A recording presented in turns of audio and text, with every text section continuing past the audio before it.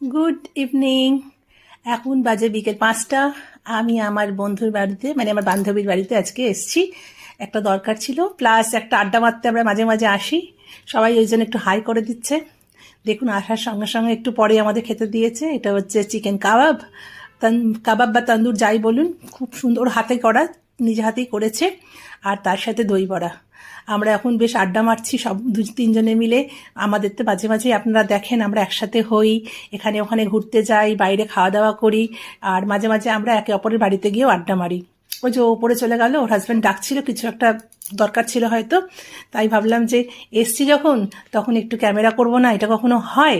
তাই ওকে বললাম তুমি একটু হাই বলো। ও একটু হাই বলে দিল।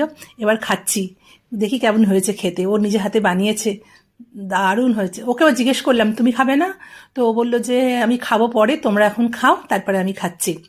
বললাম ঠিক আছে, চলো আমি একটু টেস্ট করে দেখি কেমন হয়েছে। দারুণ হয়েছে খেতে। ও নিজে হাতে বানিয়েছে, ও রেসিপিটাও বললো কীভাবে ও বানায়। ও সব নিজে হাতেই সব রান্না করে। দারুণ হয়েছে খেতে। আর তার সাথে দই বড়াটাও খুব সুন্দর খেতে হয়েছিল। ওই যে এবার এসে বসলো, এইবার আমরা খাবো আর দেদার আড্ডা মারবো।